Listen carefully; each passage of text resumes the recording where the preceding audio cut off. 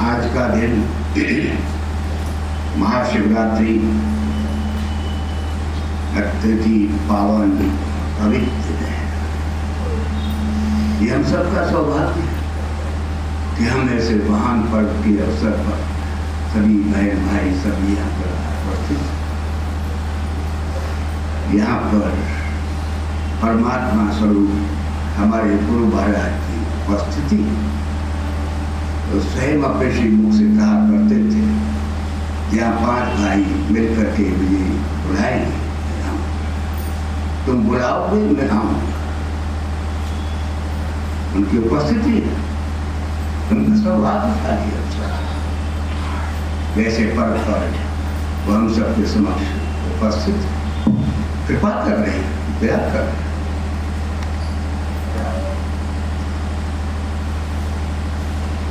महापुरुषों की वाणी है, अहो भाग्यम ज्ञानात् गुरुं ईश्वरं निषेवेत् सततं प्रीत्या सोऽपि अन्येषां शुभप्रदः। अर्थात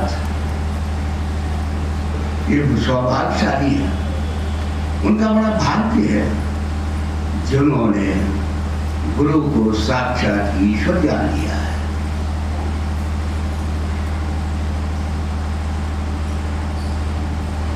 और नित्य प्रति उनको अपनी सेवा से प्रसन्न करते रहे, सेवा में निमग्न रहते रहे गुरु की। वो स्वयं तो कृतार्थ होते ही है और ऐसे परमात्मा स्वरूप के दर्शन से अन्य भी कृतार्थ हो जाते हैं, सब कुछ प्राप्त कर जाते हैं। ये वो दिन है आज, हम सब सौभाग्यशाली हैं। आप सब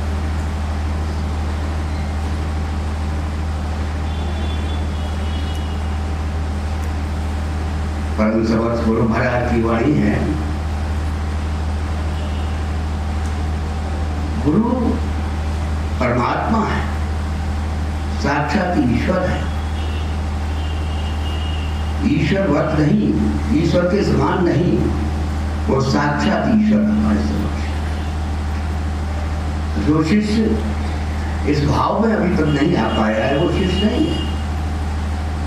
शिष्य बनने के लिए तो यही है कि उसके भाव ऐसे होने चाहिए कि मैं साक्षात ईश्वर के समक्ष बैठा हुआ, ये मनुष्य नहीं है। बस यही मेरे समक्ष मेरे परमात्मा बैठे हुए हैं और मैं उनके समक्ष, उनकी कृपा मेरे ऊपर बरस रही है। परम भागवत पंडित जी महाराज जी यही कहा करते थे, गुरु मनुष्य नहीं है, साक्षात ईश्वर है, ज्ञान की प्रतिमा है जो तुम्हारे नेत्र को खोलने के लिए संसार में है।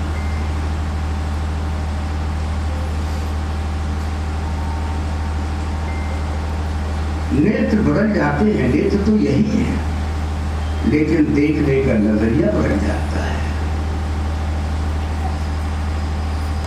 अब तक हम कुछ और देख रहे थे, अब कुछ और देखने लगते हैं।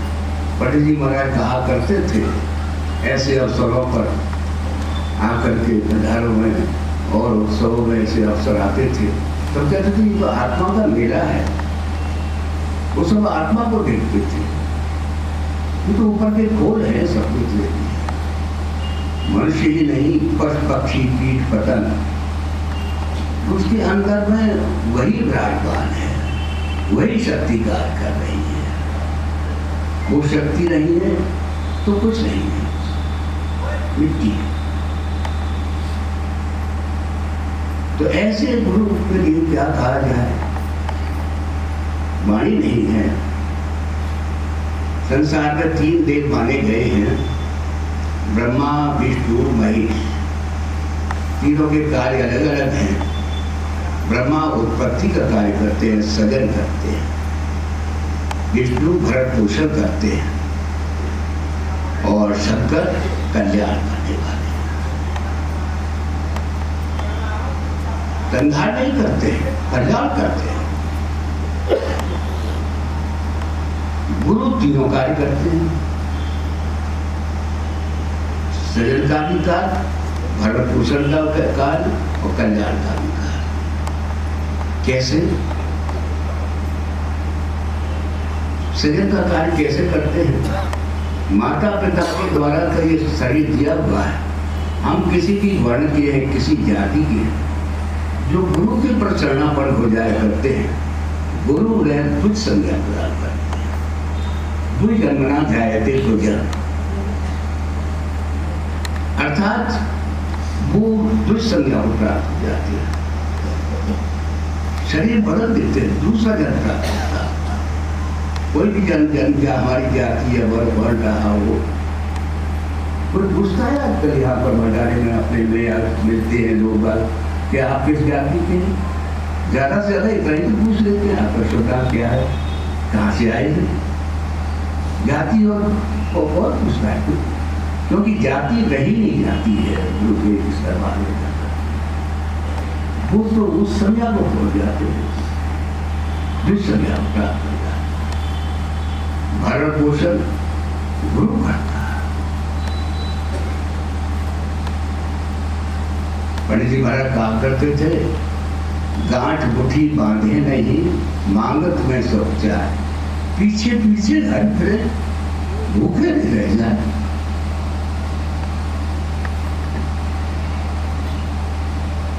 वो परमात्मा पीछे पीछे घूमता रहता है सिर्फ लोगों के लिए, जिनके पास कुछ है नहीं, जिनकी गांठ में भी कुछ नहीं है, और मांगने में संकोच करते हैं किसके सामने हाथ फैलाएं। ऐसों के पीछे वो परमात्मा घूमता रहता है। तो इंद्र पुत्र भूखा न रह जाए, क्यों? मातृ हृदय है,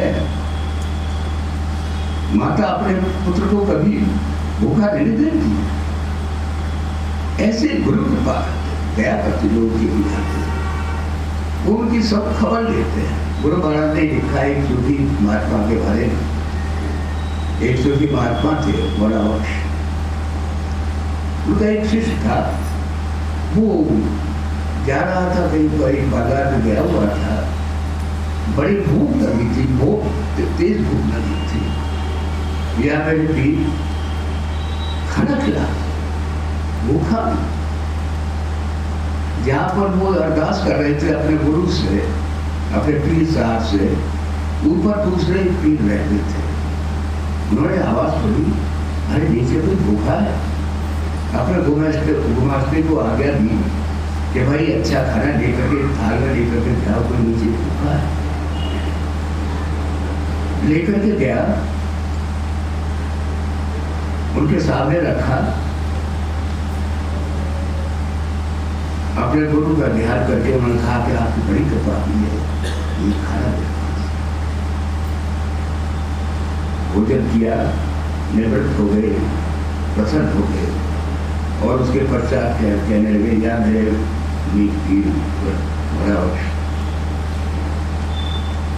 आपको बहुत बहुत बधाई, आपने बड़ी बड़ी पर कृपा की है,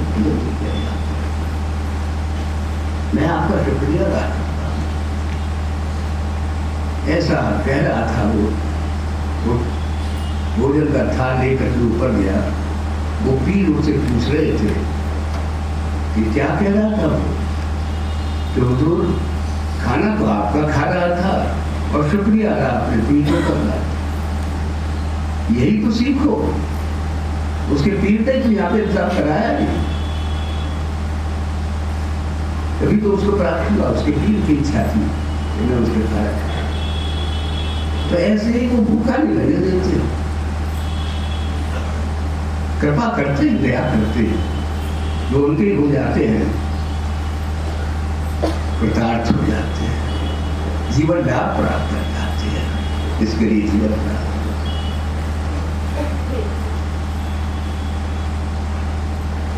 ऐसे गुरु के लिए क्या कहा जाता है,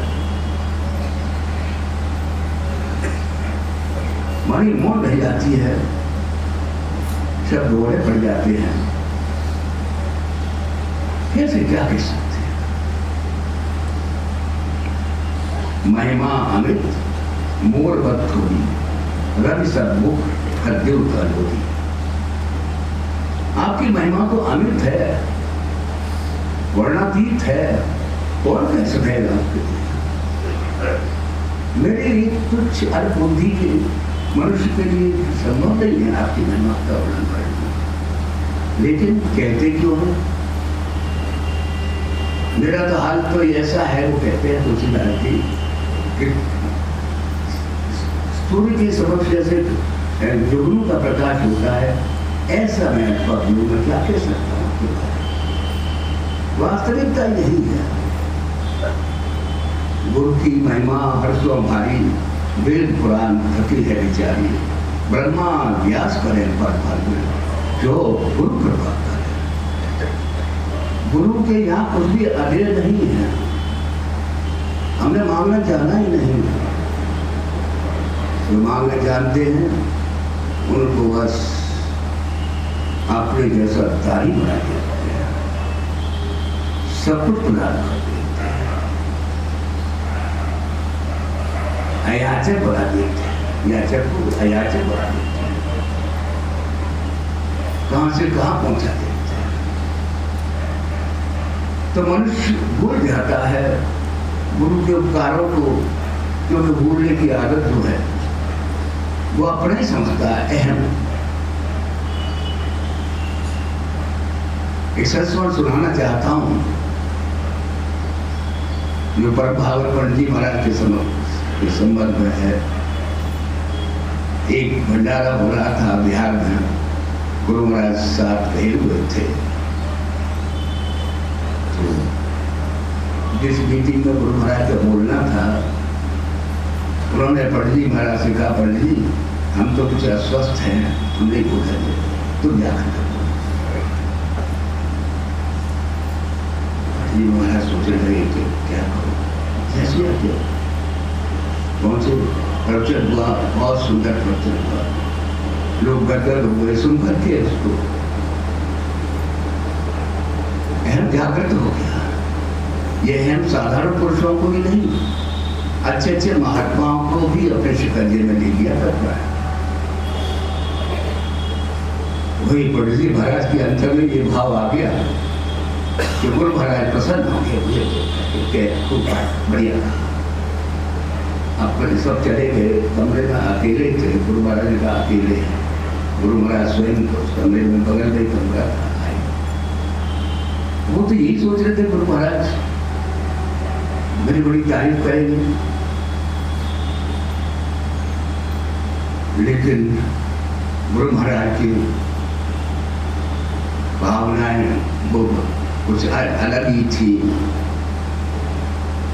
उनके मुखमंडल से मालूम पड़ रहा था पंडित जी महाराज सहम गए।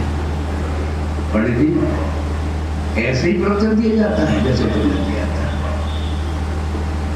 तुमने हमको तो साथ में लिया ही नहीं, अपने को सब कुछ समझते थे। अहम काफूर हो गया, चरणों में प्रणपात हो गए, मुझसे बड़ा अपराध कर दिया। अब नहीं, यह है गुरु की कृपा। मुस्कुरा ठीक है।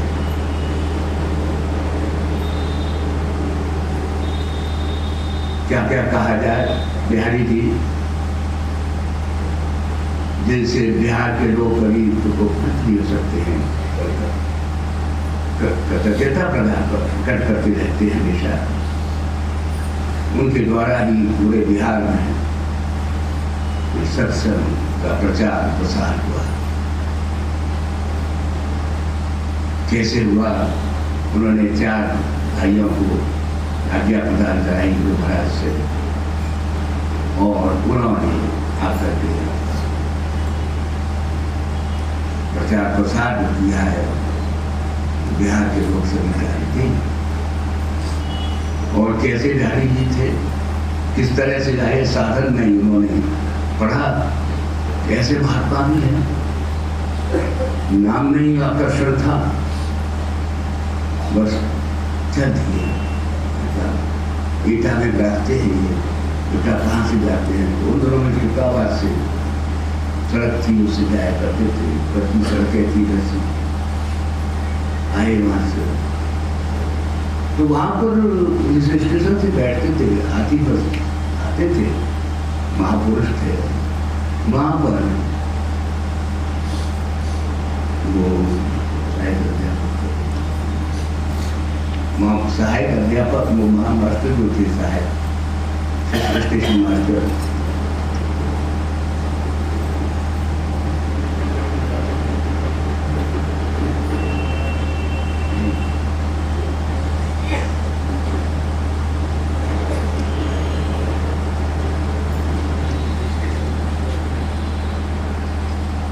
वहाँ पर वंश बाबू सहायक स्टेशन मास्टर थे। उनके अंदर में जिज्ञासा हुआ करती थी, ये जब आते हैं वो महारईस हैं, कहाँ जाते हैं? शुक्रवार की टिकट कटाते हैं, शुक्रवार से कहाँ जाते हैं? उनके अंदर में जिज्ञासा हुई। जब वो बार बार वापिस आए, पहले जाने को थे तब, आप कहाँ जाते रहते हैं शुक्रवार से? कि हम एटा जाते हैं, हमारे वहाँ गुरु महाराज, मैं लौटूंगा तब तुम्हें बताऊंगा। जब वो लौटे,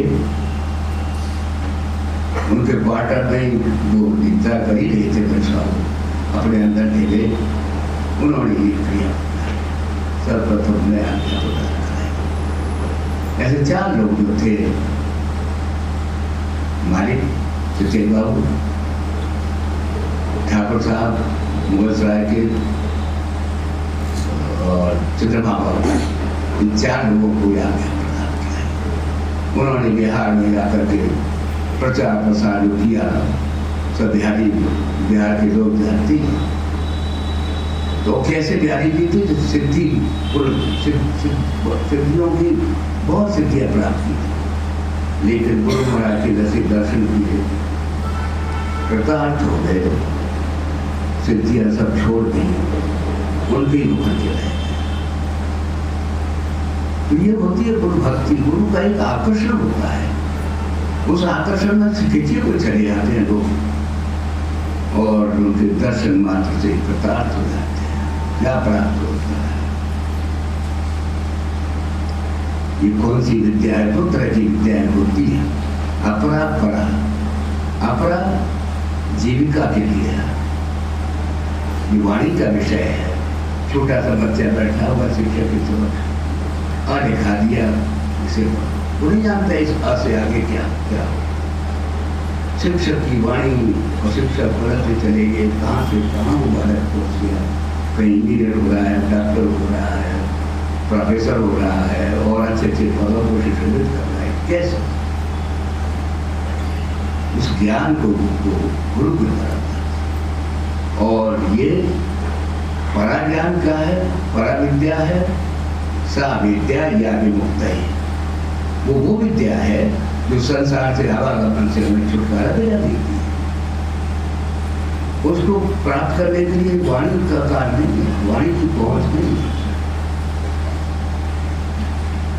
जैसे गुरु महाराज साहब कहा करते थे, ये तो हृदय से हृदय को प्राप्त होती है, सीना और सीना प्राप्त होती है। ये इल्म सीना है, सफीलों में कहा ये इल्म जो है, ये विद्या जो है सीने से प्राप्त होती है, सफीलों में नहीं है, किताबों में या कविताओं में नहीं है। वो तो गुरु के समक्ष बैठ करके जो बैठ जाता है निर्निमेष मित्र, उसी तरह से जैसे कि चातक पक्षी उन बादलों को देखता रहता है स्वाति नक्षत्र में, और चोट खोले रहता है अपनी कि कब वो गुण गिर जाए और मैं कृतार्थ हो जाऊँ। ऐसे ही जो निर्निमेष मित्रों से अपने गुरु की ओर टकटकी लगा करके देखते रहते हैं कि कब वो चीज प्राप्त हो जाए, तो गुरु कृपा करते हैं। यहाँ से कोई खाली हाथ नहीं जाता, नहीं है, किसी की झोली खाली रहती नहीं है, सब प्राप्त कर जाते हैं। क्या क्या प्राप्त होता है? गुरु महाराज ने कितना कष्ट किए। गुरु महाराज के लिए हर 3 महीने अपने गुरु महाराज के दर्शनार्थ सब जगह जाते थे। वो स्वयं लिखते हैं कि प्रथम महीने में तो हमें ये मालूम पड़ता जैसे व्यक्ति चार एक फुल बढ़िया है, बड़ी मस्ती में, दूसरे महीने में कुछ हरास होने लगता, तीसरे महीने में पूरे से रह जाते थे तो कुछ नहीं, वो स्वयं देखते वो महापुरुष, फिर हम उनके दर्शन आ जाते थे, फिर वही बोलता था कि जैसे व्यक्ति चार सब कुछ प्राप्त हो गया, पसंद है सब, ये उनका नियम था। गुरु की कृपा होती है, ऐसा भी होते जो यही खा करते भाई मिलते मिलते रहा करो, चिट्ठी पत्र डाल दिया करो, उससे संपर्क स्थापित करो। संपर्क कैसा था, क्या दे देते थे, उसी में कृपा करते थे। परम भागवत पंडित जी महाराज प्रतिमा एटा जाते थे, चढ़ावली से एटा 60 किलोमीटर से भी ज्यादा है, साइकिल पे जाते थे, पहुंचते थे, जानते थे कहा जा रहे। एक बार ऐसा हुआ कि वो साथी रहते थे हमारे गांव के एक देश से, उनके साइकिल खराब हो गई, चल नहीं पा रही थी, तो वहीं एक गांव में एक मुखिया के गाड़ी और साइकिल पैदल पहुंचे, रुझा देख रहे थे, आगरा हुई लोगों को पहुंचे, देखते कहते कि साइकिल खराब हो गई क्या पैदल आ रही,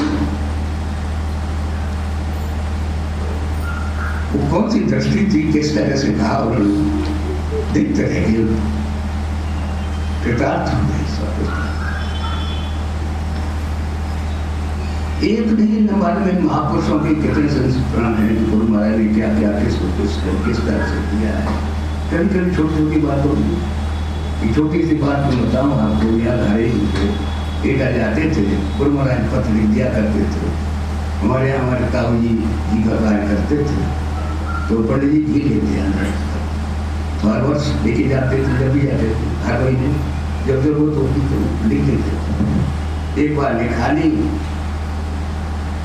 तो घी रखा हुआ था तैयार सब, उन्हें लिखा नहीं है शायद आवश्यकता है, पहुंच गए, पंडित जी घी लाए हो क्या,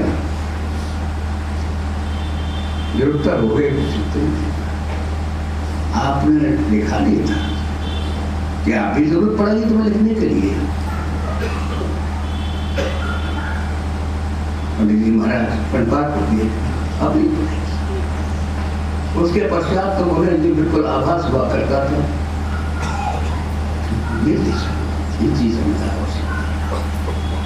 तो ऐसे छोटी छोटी बातों में भी किस तरह से गुरु उस विद्या को प्रदान करते हैं, प्रदान कर देते हैं।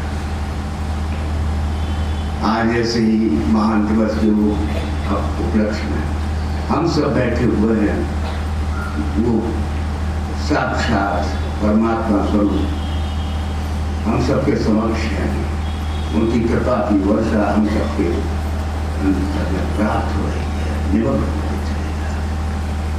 ये उनकी कृपा है, दया है।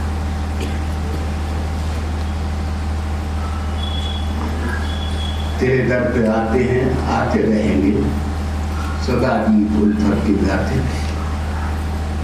बस इसीलिए आते हैं, भले हैं बुरे हैं, हम हैं तुम्हारे, तुम्हें छोड़कर रहे किस सहारे। आपका ही सहारा है, जीवन आपके सहारे से चल रहा है। इस अवस्था में मैं तो यही कहूँगा, कैसे मुझे इस अवस्था को प्रदान किया है, किस तरह से, इसलिए ये जीवन की अंतिम वेला है, कहने में आता नहीं है, बस प्रार्थना यही है, मुझ जैसे भी कृपा होगी ऐसे लोगों पर। आपके घर से कोई खाली जाता नहीं है, मैं भी यही, मेरी भी यही अरदास है, प्रार्थना है, कृपा कर